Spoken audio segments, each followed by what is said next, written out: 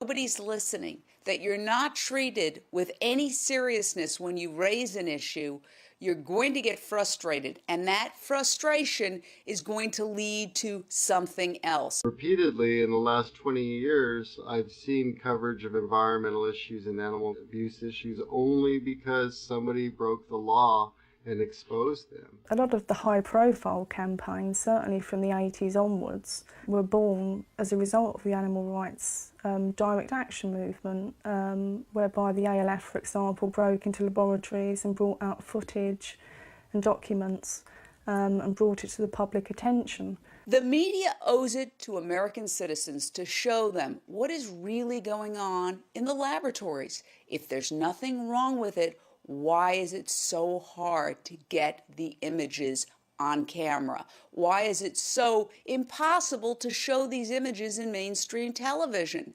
If there's nothing wrong with it, what are they hiding?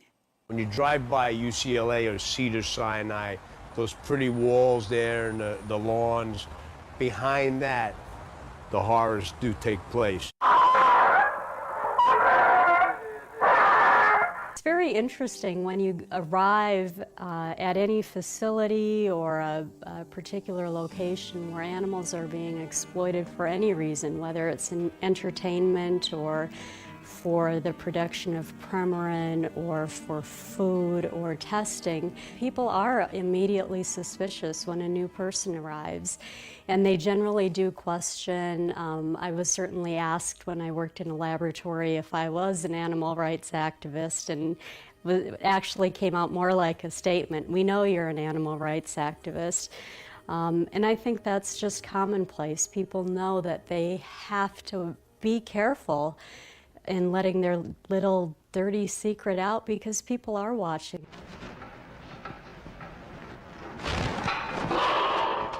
To obtain a position in any given field as an investigator, the easiest course is always the best, and there's no need to fabricate information on a resume, at least in my experience. I omitted that I worked for PETA, certainly, because nobody's going to be letting PETA come in the door.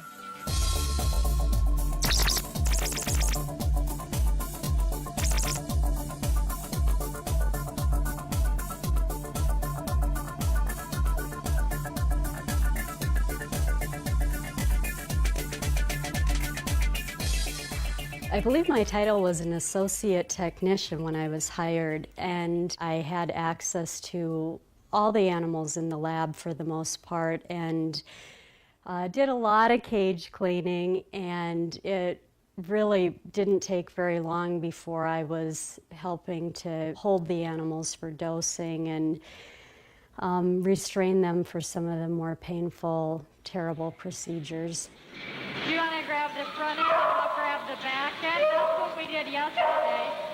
Testing methods are sort of confined to a handful of well-known tests. Oral gavage, where a tube is shoved down a throat. Nasal gastral, where the tube is shoved up into the nose. And dermabrasion test, substances applied on top of the animal's skin after it's been shaved and abraded. Substances can be put into the eyes, up the rectum, into the vagina, injected intravenously, and inhaled. And some of the worst tests to see are soft, fluffy little white rats that are shoved into containers the size of a hairspray can, and they're left just hanging there, sometimes for more than a day, inhaling some toxic substance. I used to inspect laboratories for the government in the United States, and I can tell anyone who has any doubts at all that in some of the best laboratories I went into, I found beagles with their intestines on the floor left overnight when a surgical wound had become open. I found animals who had puppies stuck in their birth canal and had been left there to die. I found chimpanzees, infants, kept in cages so small that they couldn't even extend their arms over their heads. And those were in whitewashed, walled rooms with not a thing for them ever to see or do.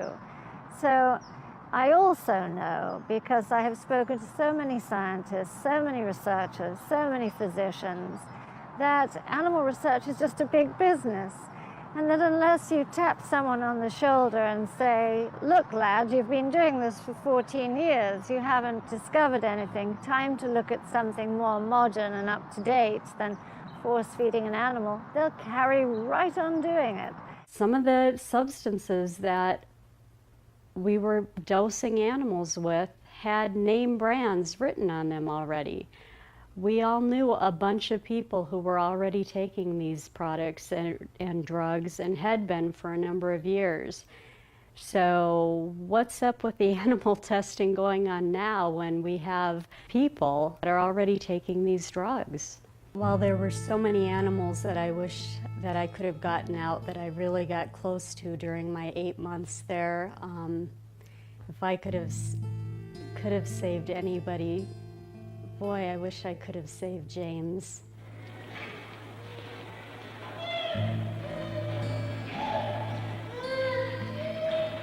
James was a primate that was so unlike the other primates in a lot of respects. The animals, the primates that are there, some are bred either nationally or internationally, and some are actually still wild caught. He came from China through a broker in North Carolina, ended up at the lab, and immediately the first time I met him when I went into clean, I knew he was different than all the other primates. He just really connected with me, and I connected with him. And I remember that day feeling, when I left work that day, like I finally had a friend in the laboratory, which probably sounds corny on some levels, but the other primates are obviously terrified.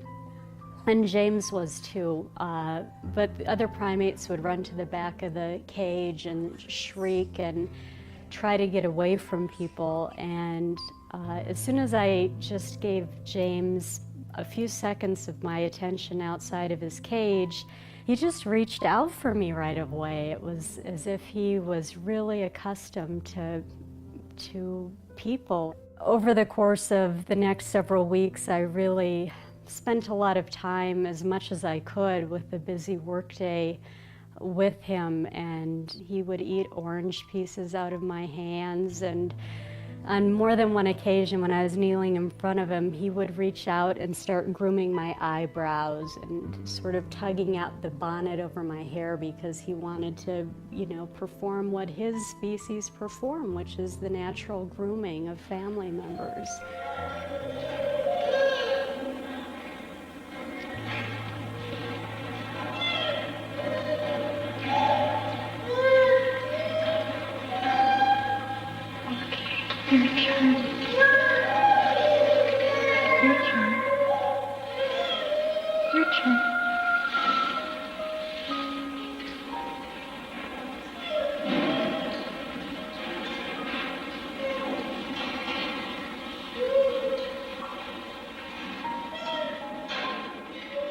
His behavior changed so radically when the testing started. When he was first acclimated to the ECG ward, he became much more submissive and fearful, and as the weeks progressed, it was harder and harder to get him to even focus on me. He would be sort of scattered and looking around at different things.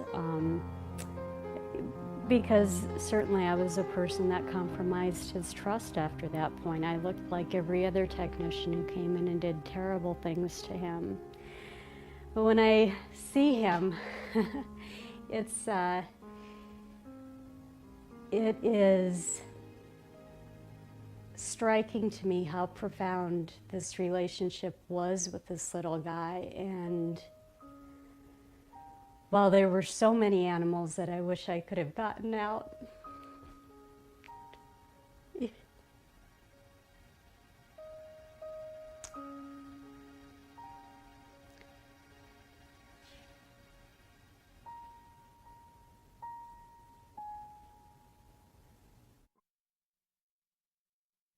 My name is Dr. Jerry Vlasic, and I'm a trauma surgeon working in the Los Angeles area. My job is to take care of patients that come into a major trauma center that have been injured, maybe in a major car accident, or perhaps have been shot or stabbed.